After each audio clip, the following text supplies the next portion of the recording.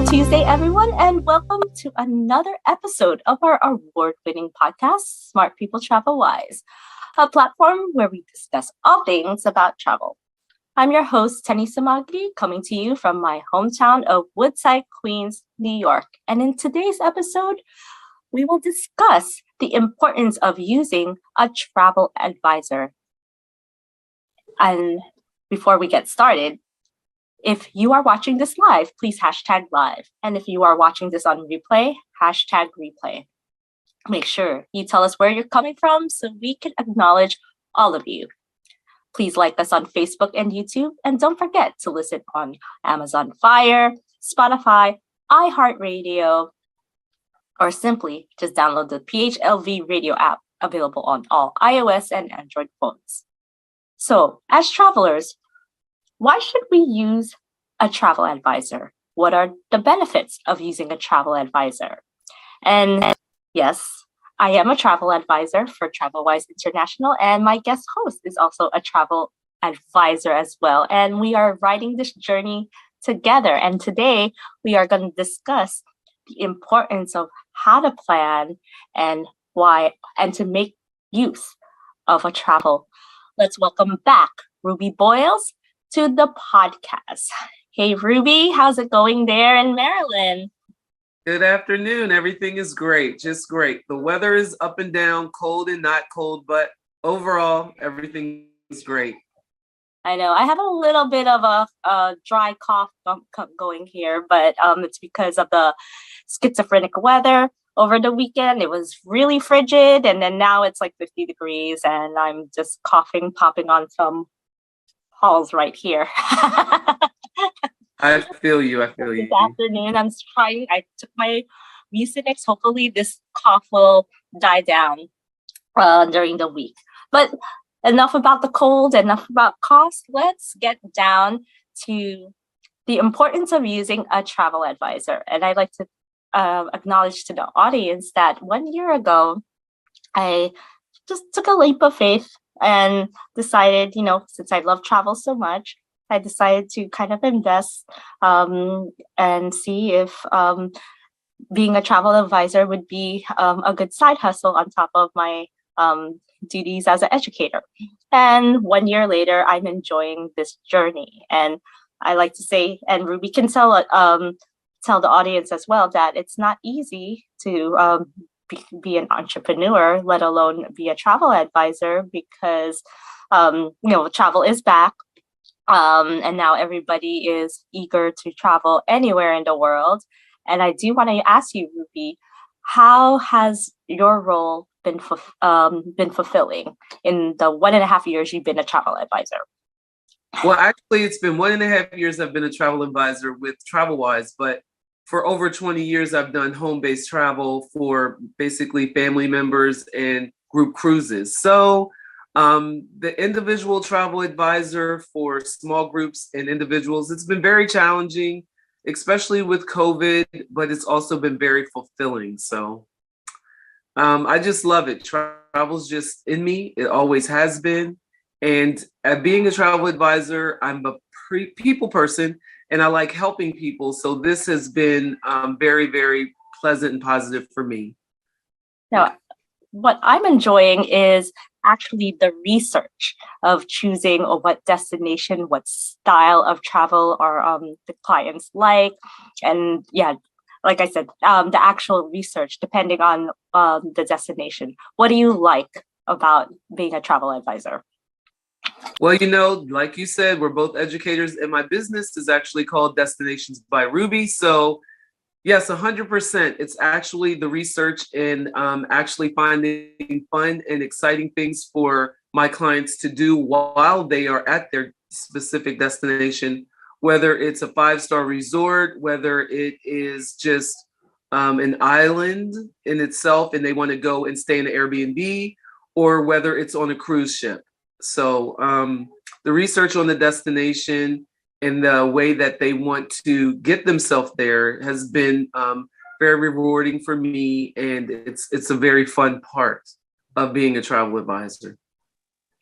Now, Ruby, what is your niche? I know that's a kind of tough subject, because my niche actually. Well, and I'll get to that after you talk about your niche, because it's actually been, that's kind of one of the hardest things to figure out as a travel advisor.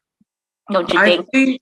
I think it's a hard thing to figure out for people like you and I, Tennie, that like people and just like to go and are adventurous. So my niche is pretty much adventure, just pleasing the person. And I know that's not really a niche, but I'd say adventure pleasing. My ultimate goal in having my niche is to do group travel and be the actual tour person. So I'm really trying to focus and get up to speed on actually being a tour director along with being the advisor, and meaning that I'm actually in the vacation and at the place with my clients. So my niche, what can I say? Adventure pleasing vacation. I don't know. Make your dream come true vacation. I don't know. That's catchy because make your dream come true. I was like, okay, Ruby, give it to me. I want my adventure to come true. So with that said, you've mostly sold travel to your family, right? And how has that been? Because sometimes families could be difficult because you're both close knit, but then they also might drive you crazy because they'll say, I want this, oh, change it. Oh, I don't want that. And then they'll change their decision. How has that been for you? Well, actually, throughout the years, it has been very challenging. That's true, because it has been intergenerational, meaning from small children to middle age and then to the mature adult. But I am one that can kind of make everyone feel at ease and feel excited about what they're doing. So it hasn't been very hard for me because I meet the people where they are. And if it's something that would be too strenuous for one person, I'm always able to have the adventure or the venue do something to meet the person where they are. So throughout all of it, meaning with my family and with other individuals, it has not been so hard for me. I'm one that likes to go. And I have been with a lot of family members that are like, I need at least 2 days of rest. And that's just like, what are you talking about? It's a vacation. It's not a rest time. So when that does happen, I make sure that if it's going to be a down day, then maybe I'll get a massage and let them rest by the pool, because that's like not my thing. So I'll do a lot of like self-care when they want to quote unquote rest at a resort. I'll make sure that I just get a massage or do something different. I still like to go, even on vacation. It's not like a resting point for me. So, man, you sound more like a New Yorker rather than somebody who lives in Maryland. Because in New York City, it's always go, on the go. And I think also that's how I travel too. I am a go person only because I'm used to the go lifestyle. And so, yeah, I know. I remember being in Hawaii. I'm just like, oh God, it's too slow here.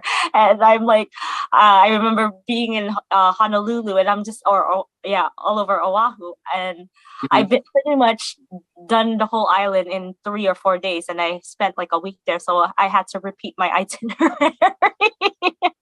Yeah, sometimes when that happens, you have to dig a little deeper and actually say, okay, I'm going to do a hobby.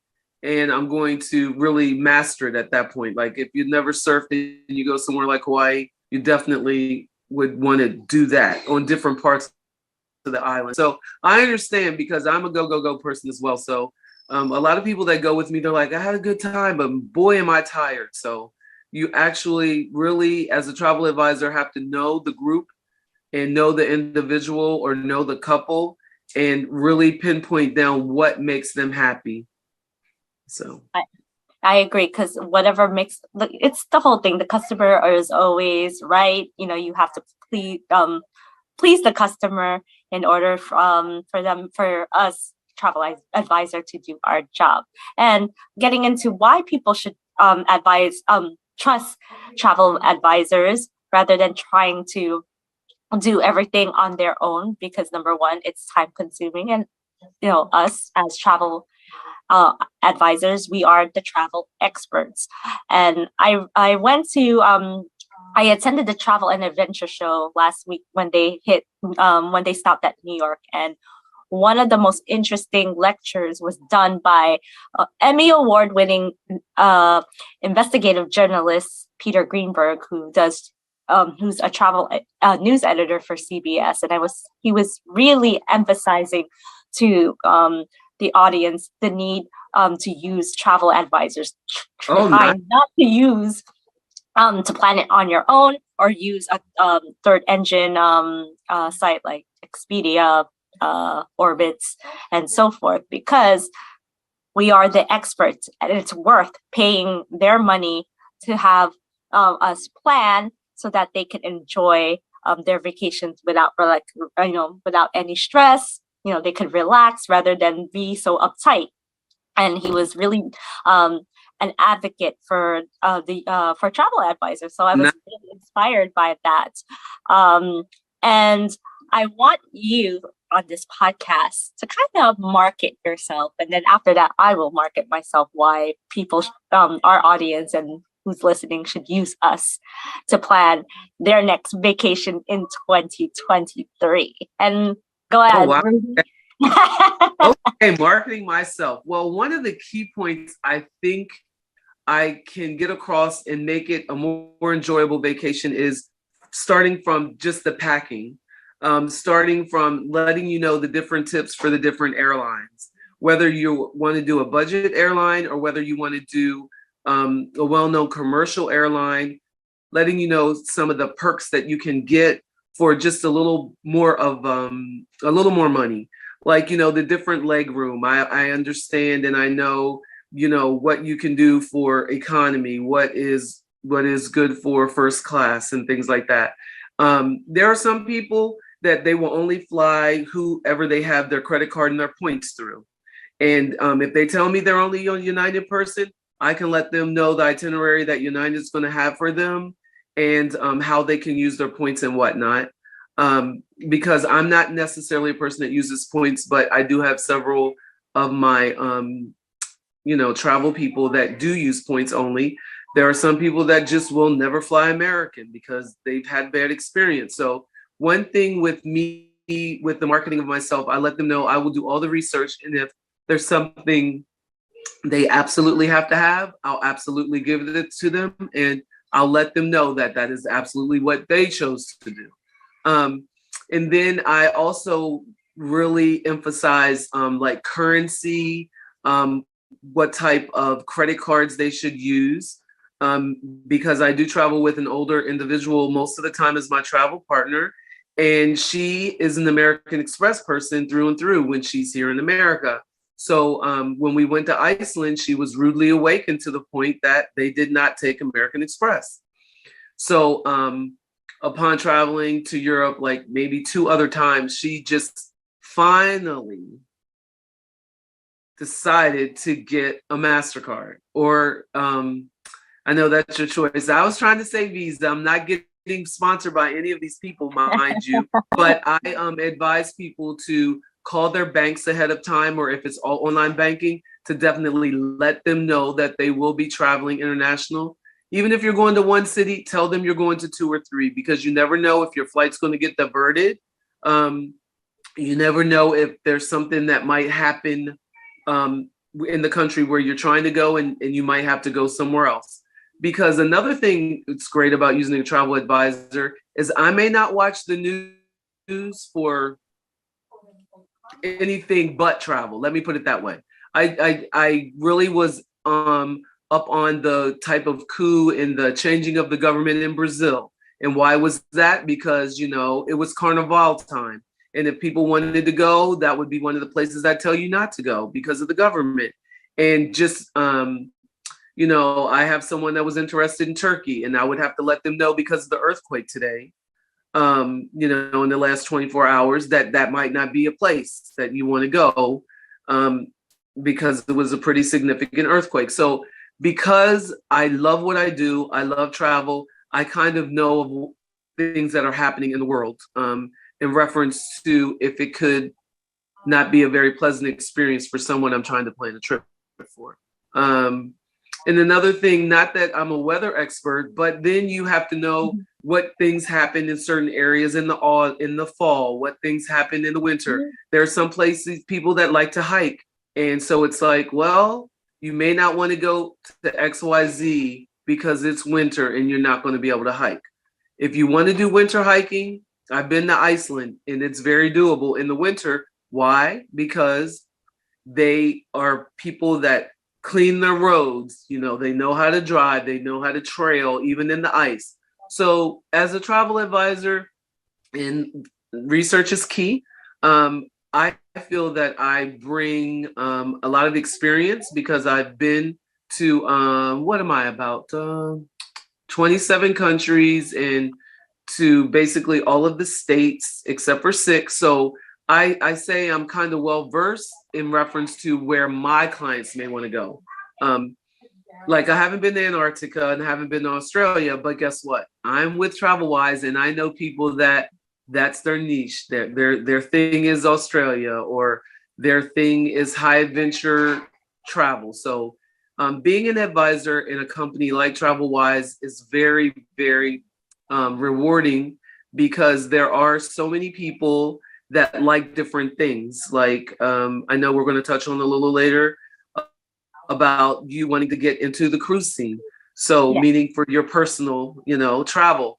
And I have done numerous cruises on several different cruise lines. So I would be an asset even to you for your personal travel in reference to that. So because I love travel so much, I've done several types of travel.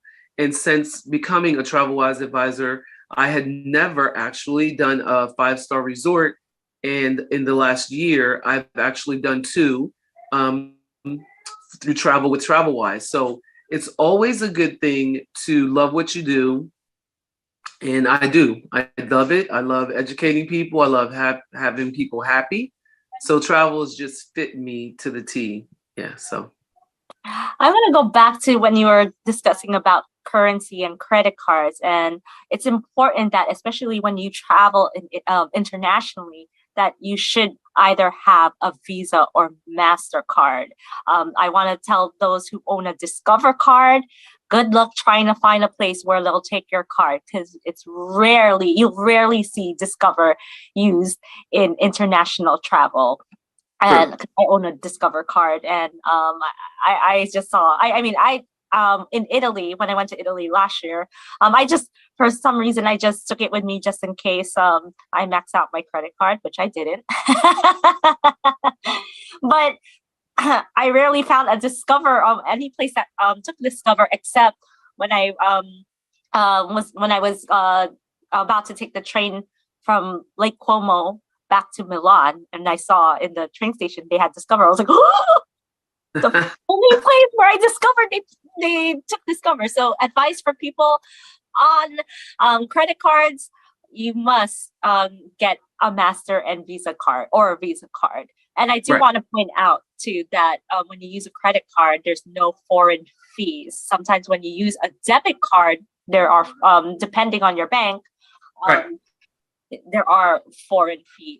They'll charge you foreign fees. And I do want to also, because you mentioned about cash, you have to know the currency, and that's something also that I know a lot of people don't know is, do you withdraw before you enter the country, or you withdraw money or exchange your money when you hit the country? And I usually like to do it beforehand, depending where.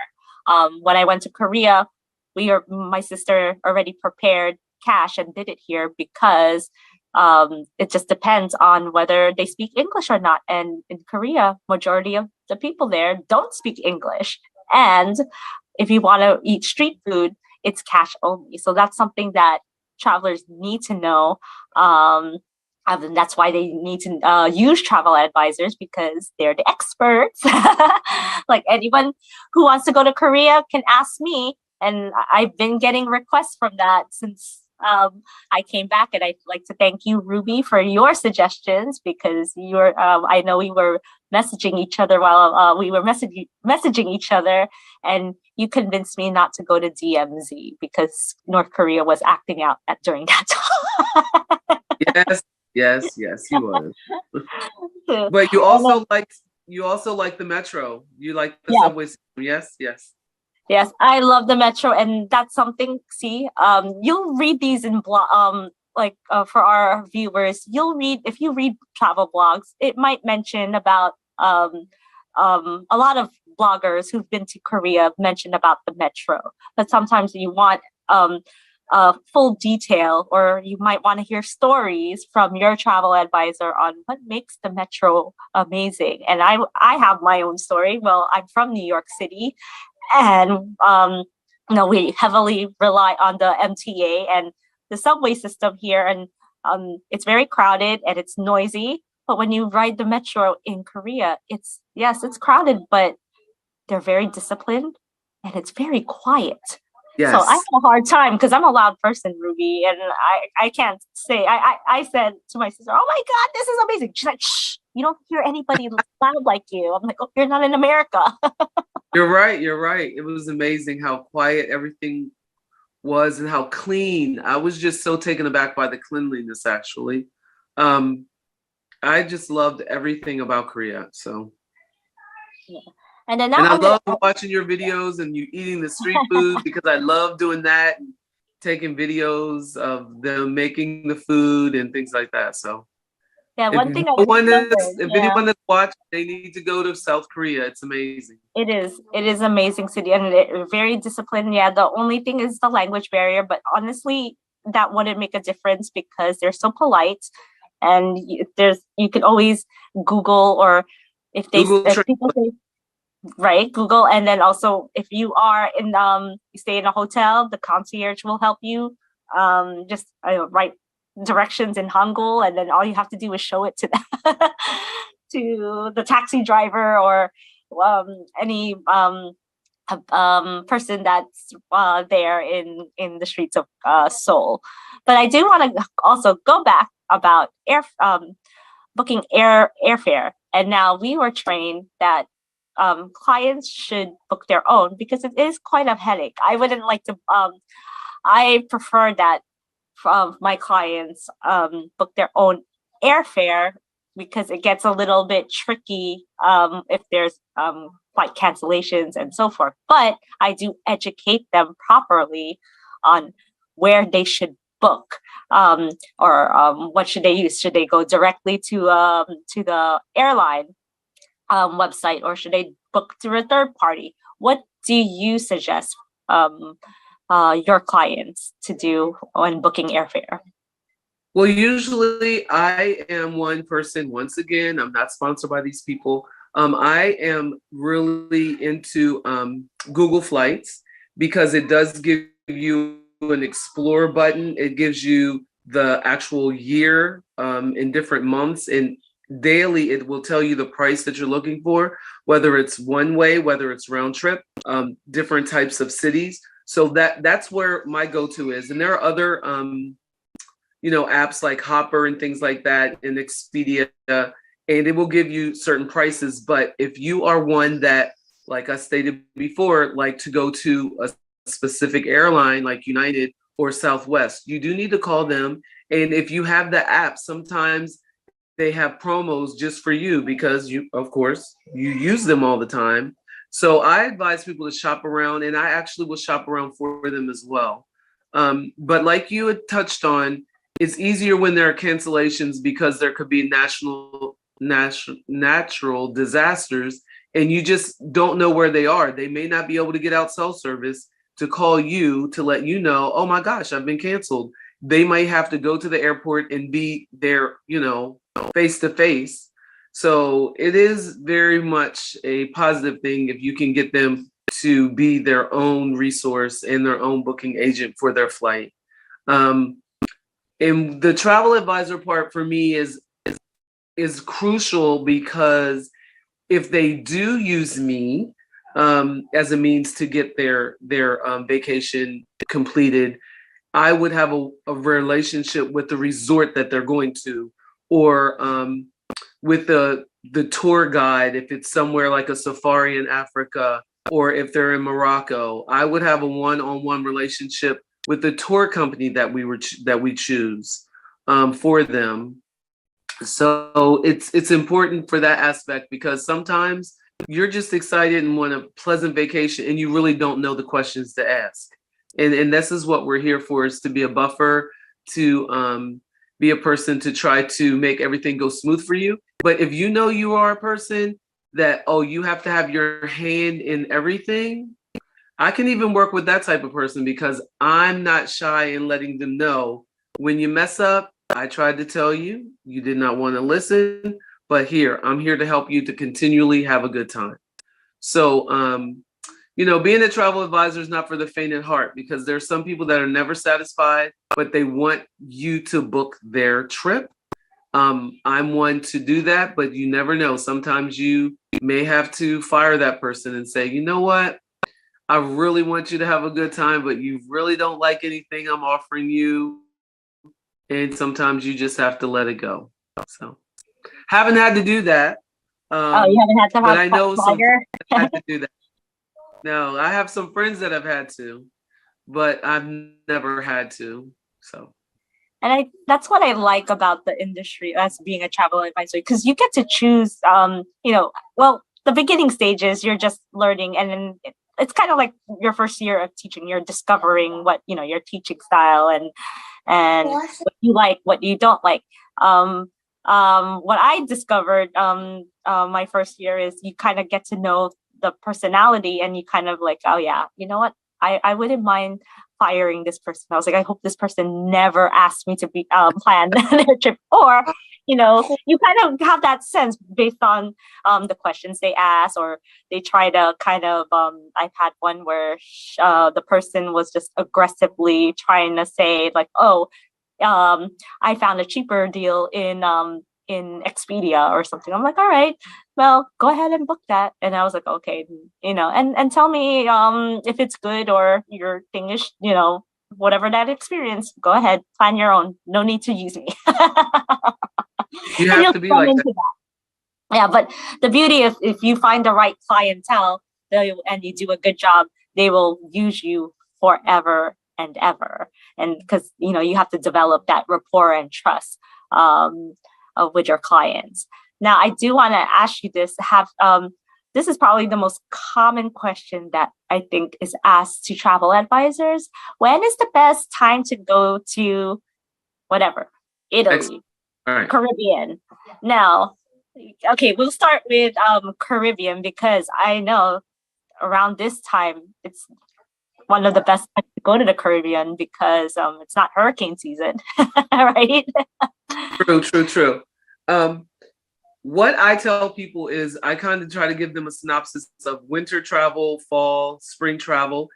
And I also have to use, like we had stated prior, I think on another podcast, the blackout seasons and the blackout days and times during the vacations that are for the masses, like us teachers. Christmas is more expensive. Easter, spring break, if you have holy days or anything like that, it can be more expensive. But one thing I find is that when someone wants to travel, no matter if it's the Caribbean or whatever, if they want the beach, I have to give them places that are going to be nice for the beach. Like when we went on our cruise in August, and we went to the Bahamas, Bimini, on a Virgin cruise. It was beautiful. The weather was beautiful, but guess what? It was the migration of the jellyfish on that side of the Caribbean. So we're in this beautiful water, and we're like, what was that? Why is my leg stinging? What is that? You look down, you look around, because yes, you're in the Caribbean, so you can see things. And there were hundreds of jellyfish stinging you, because guess what? The migration for the jellyfish, we were there in August. Migration was from June to September on that part of the Bahamas. So yes, things like that you kind of need to know, especially if you're a person that wants to be in the water the whole time. But then just like, I've been to like Turks and Caicos at that same time, and it's in the Caribbean, but guess what? There were not jellyfish in the water like that. So as a travel advisor, we kind of know those type of things. And am doing research. There are people that will say, I don't want to go somewhere where it's going to rain. I don't want my vacation to be hampered with rain. So you know what? Maybe you should go somewhere like Aruba. That is like, desert climate. You don't think of that. And when you had mentioned hurricanes, guess what? Hurricanes don't go that far south in the Caribbean. So Aruba would be a perfect thing and a perfect place for you to go. So yeah, advisors, we have to be meteorologists and things like that. But if you love what you do and you don't mind doing the research, or if you're like you and I, Tennie, and you like to travel around, they'll also always have firsthand knowledge, So, and I like to travel. Yes, I love to travel any time of the year. Even sometimes I'll even travel during the school year. I have to just work it out and see. You kind of navigate through like, okay, there's I could leave Tuesday and there's a holiday around, because Tuesdays and Wednesdays and Saturdays are the best times to fly out. Because it's cheaper. Sunday is the most expensive time to travel because people have to go back to work, or that's the start of their vacation. See, those are tidbits that people need to know, and you can only get that from travel advisors. I mean, you could get it off the internet through blogs and stuff, but why go through that hassle when you could add, if you know a travel advisor, you could hit them with an email or a call and they say, hey, okay, is October the best time to travel to Italy? And I would say yes, because it's shoulder season. And it is one of the best times to go to Italy because there's no crowds. I mean, October in general is one of the best times to travel because it's low season in most parts of the world, because it's fall in the northern hemisphere, it's spring in the southern hemisphere. So those are things, people need to know the best, the best days to fly out. Like you mentioned, the best times. Well, for me, I mean, I love traveling around the holidays, and I know that's the most expensive. And the one thing that I always tell people, you want to travel during Christmas, if you want to go to a Christmas market or in Europe, or go to fly for New Year's to the Philippines, guess what? You got to save. You have to budget correctly because, yes, flights are expensive. Hotels are going to be 3 times more expensive than average. But you also have to tell them, okay, plan this ahead. Plan your trips at least 6 months, 6 months ahead, a year if you can. And if you can't plan it 6 months, at least 3 months, because after 3 months, forget it. You're going to spend more than you have to spend a lot. And then, your budget for like food and everything will be like, you won't be able to afford what you want to do. So it's very important for travel advisors to hand that information out to our clients to know how to budget your know your budget. Because I don't know if you experienced this, Ruby, but I remember planning my friend's trip to New York, and so I asked her, "What's your budget?" I think she said 1,600 for like for a week, and I just kind of laughed because I'm like, do you know that New York is a very expensive city? And didn't know. She was just like throwing numbers. I'm like, okay, you know what? When you budget for a trip like to an expensive city, you need to kind of like times like what you have, like it needs to be like times 3. And because sometimes also, like I see this in New York, and I experience this also when you go to a big city, any big city, that you discover something that you forgot about, and then you be like, oh, and then your budget goes you wind up spending more than what you had planned. So True. that's why the importance of travel advisors, because especially if you, for me, my specialty is Europe, mainly Italy. I always say, okay, that's what you read. Oh, this is what I experienced. Okay, go eat pizza at this place. Don't go near where all the tourists are. You have to go a little bit outside of where the tourist attractions are. That's the gelato. Don't buy gelato if you're going to Milan. Don't buy gelato near the Duomo. Go outside of the city set, the centro storico. Those are things, because people will buy overpriced gelato only because the catch is that's where all the tourists are. True. I've been to Venice, but there are some people that I want to eat pizza right in St. Mark's Square. So, like you said,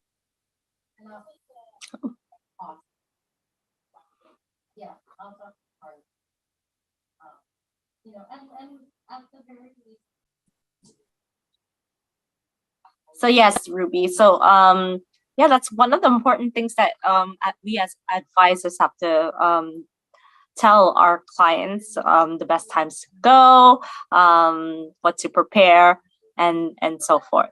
Now, I actually want to segue into cruising, because I am a newbie in the cruising world. Yeah, I'm a virgin. Who's up to virgin voyages, because that's actually been everywhere I go, every travel event that I go to. Oh, I always find somebody who raves about virgin voyages. But how? oh yes, it's amazing. It's amazing. Amazing experience. I've been on several cruise lines, and I have to tell you, that's up there at the top. It was, and I think the main thing, Tennie, is same for you, is there were no children. Since we're with children Monday through Friday, when we go on our vacation and there are no children to be found, meaning under 18, it was really a great experience for that aspect. But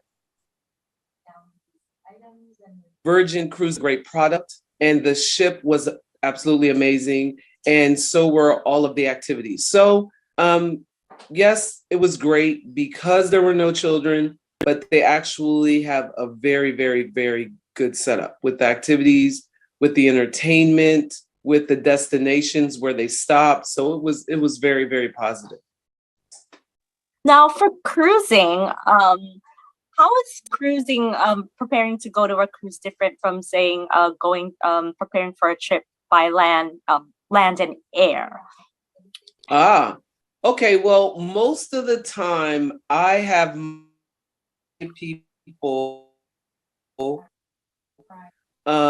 go before their cruise. And I say that because it can be kind of hectic just getting to the port from the airport. So if you're getting to the cruise embarkation port from a hotel, taking your time, waking up, having breakfast, relaxed, not going from one entity to the other, like a massive airport and running right to the port, it can be kind of hectic. I always advise people to go a day before their actual ship sails, and that just makes it better. And for the packing expectation, when you're going on a cruise, a lot of people like, oh, we're going to have a formal night. We have to take this, we have to take that. Going the day before will actually help if you have to schlep or take a lot of suitcases. I've been able to downsize my travel to a backpack and a carry-on, whereas prior to the last couple of years, I had the big family-sized suitcase, then I had another suitcase, and I had a shoe bag. All of that's out the window now. I've become more of an expert with the packing. So on the ship, of course, your room is your berth is a little smaller than a hotel room, but there are a lot of amenities, and you just have to realize if you're going to take a massive suitcase, you're going to have to put that massive suitcase somewhere. So I advise people to not take anything that they cannot put underneath of the bed or in a small closet. And I'm a cube packer, so I pack and roll my things into cubes. So I'm able to have a carry-on and I can carry clothes for 2 weeks. Even if I, don't have the facility to wash in a washing machine. I'm actually a bigger woman too, and I wear a size 12 shoe. So that includes sandals and everything else. So I'm able to actually pack successfully in a backpack and a carry-on. So if you're going to do a lot of traveling, I would advise you to kind of, minimize. But if you can't minimize, cruising is great if you can't minimize, because my mother is not a minimal packer, and she's able to maneuver in her room fairly well. And she packs like 2 outfits per day. So, I'm and also shoes to curious, match. yeah, To match. other than like what to pack, but I'm also curious, like how do you choose what route? I was actually studying some of my favorite cruise lines that I want to sell and go to, which is Royal Caribbean, Celebrity, and Virgin. And I always see that there's so different types of rooms. There's like the inside or stateroom, veranda, ocean view, the suite. I'm like, oh, balcony. How do you go about selling what the right room is for your clients, depending, say, if it's just girlfriends or families or husband and wife? I have found with cruising, the main focus has always been the amount of money that they can spend there, because you can have young people, old people, but if they're like, my budget is very minimal, I don't care, I'm not claustrophobic, I want an inside room, I don't really push an outside room, or I don't push a balcony. But then I've had people that are like, I will do no less than a balcony. Well, then you just must be willing to pay. But it's all relative to however much they want to spend. The suites, I will let you know, and I let my client know if they're one who they've saved up for it and they want the experience and they might be in their room more often than not, then I would say go for a suite. Definitely go for a balcony. And you have to know their destination. Like I've heard from so many people, and I have not been there myself. I'm looking at possibly in the next day or two booking an Alaskan cruise. I've heard that Alaska, you have to do a balcony. There's no way you should not do a balcony. So I've actually gone on trips where I just wanted to get away. So I'm like, I will do an internal room. I will do that because guess what? I don't like to rest, so I'm not going to be in there. I don't have to look out of the window. I am out and about on the ship. So all I do is sleep, shower, and leave out the door. So that is where you have to really know your client.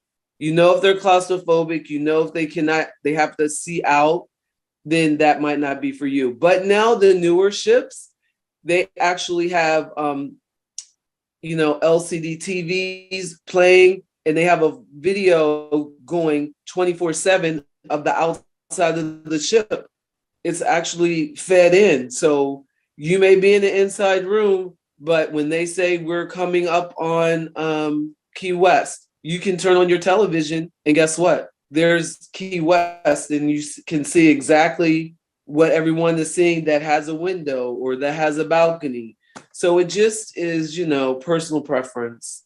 I've been, you got to find out if someone gets seasick. They might not want to be, in the back of the boat, in the bow or the stern. So there's so many questions you have to ask. But once you get them asked and you get them answered, once they get on that ship, they're like, this is the best because everything is right there for you.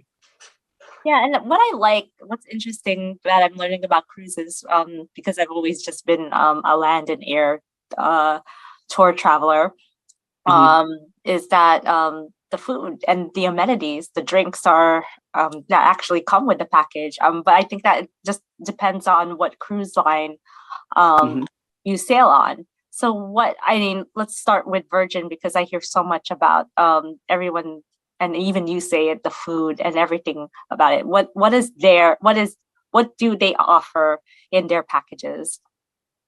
Actually, at most every cruise ship has a beverage package, and the beverage package will include mostly alcohol. That's why you do purchase it.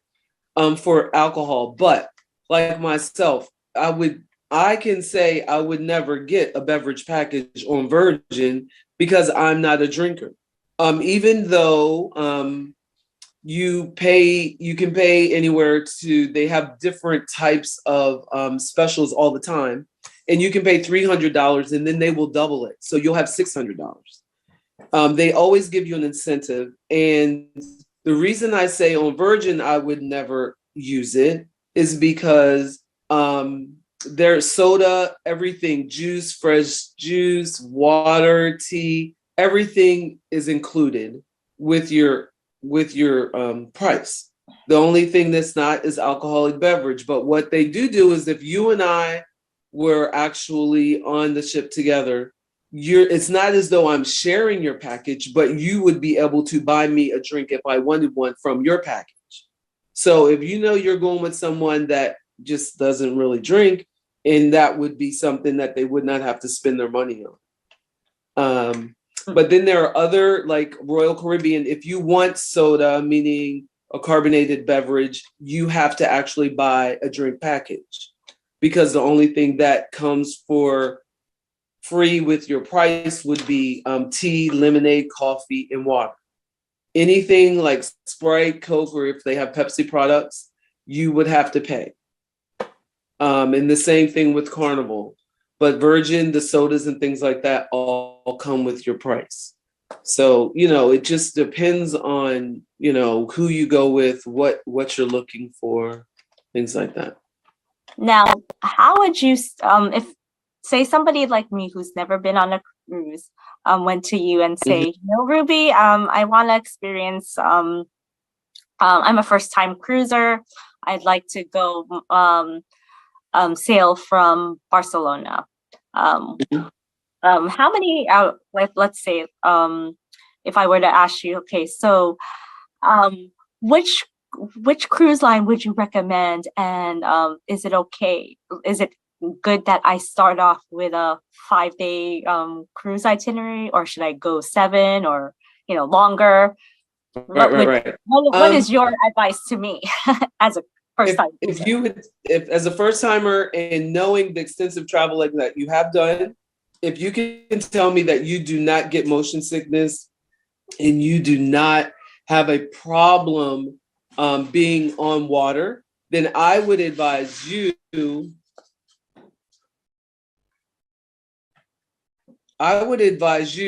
take a 7-day cruise, especially if you're going to be in the Mediterranean, because right now, right off the top of my head, I don't think they have any 5 days. Not for the Med. They have 7. So, but it would be okay for you, because I know you can sit on an airplane and fly to Europe, and you can fly to the Philippines. So that, I don't know, that wouldn't really hurt you. That wouldn't really bother you. And you're a foodie, so you would be on the ship and you would be able to eat everything and anywhere in any place. And that's why I think Virgin would be good for you, because they have so many phenomenal things that are free, that are specialty, where in other cruise lines, if you're going to do it, and Royal is one of my favorite, before Virgin, that was always my top number one. They're not included. There's specialty restaurants you have to pay an upcharge fee of. It's usually about $35 to $40. But for Virgin, everything is included. And that makes it so worthwhile. Like, there's a food lab that like decomposes food and cooks things in ways that you would never, ever imagine. And all of that is for the price of the cruise that you've done. All you have to do is make a reservation on your phone. And most places, on most ships, when you have to make a reservation, that means there's a surcharge, but not on Virgin. Okay, now last question before we end the podcast is, okay, it's 2023. I know you have something, we discussed last time your plans for 2023, but let's turn it around and your plans as a travel advisor for 2023. What are some goals that you want to hit for 2023 as an advisor? As an advisor, I want to hit doing at least 3 bookings this year, meaning meaningful vacations and that makes someone happy at least 3 times this year. Starting with, I'm really trying to book people on the Alaskan cruise for June. And I also am trying to plan something for South America. Nice. So for Colombia, that's kind of like a small group thing. I want to do at least, 3 to 4 people. Yeah. And then I really want to do a couples thing for a couple that I have in mind that I'm really going to try to push that. So for me personally, as a travel advisor, I'd like to do 3 trips. Yeah. Amazing. Not including my own. I know. I plan to work on a marketing plan for celebrity cruises from Bayonne, the port in New Jersey, going to Bermuda, and people don't know. Bermuda is. I've been to Bermuda. It was really for church, and it's only a 90-minute flight from New York. But I think the coolest thing is when I told some of my clientele I was like, yeah, if you are budget conscious, but you still want to go international, you could always drive your car to the port in Bayonne and sail on a cruise to Bermuda, where you could find the Bermuda Triangle. They're known for the pink sand beach, the caves. It's a good family destination, right? Yeah. Right by just so close for the New York, New Jersey, the greater New York area clients. That's something I'm aiming to market, and also selling Italy packages as well. I'm aiming for the retired people who are looking to finally hit their bucket list destinations after working hard and sending their kids to college and sending their kids they're kid free. And true. I've actually done the cruise out of Bayonne to Bermuda, and that was one of the times that I got an interior room because it was a last minute thing. And that trip to Bermuda was absolutely amazing. So yeah, I can't wait. That's one of my plans for this year. I'm on a budget because I'm also planning because one of my friends is getting married in France in November. And nice. I'm planning my Euro trip there. I'm gonna hit the whole going to Europe, winter, spring, summer, and fall. Yay! So that's exciting, and of course, I will always blog and give information to my clients on your European fall adventures. But thank you, Ruby, for coming on again. It's always a pleasure to speak to you always about travel, life, because travel is life. Yes, it is. Because YOLO, you only live life once, right? Yeah. All right. Thank you, Ruby. And thank you to all our viewers. Well, thank you for having me. Of course, anytime. And thank you to our viewers for tuning in. And we hope that this information is useful and that you start using a travel advisor to make your travel plans easier, and that you could travel wiser, because smart people travel wise, correct? Smart people travel wise is every Tuesday, 3 p.m. Eastern Standard Time, 12 noon Pacific. I'm Tennie Sumague. See you all again next time. Take care.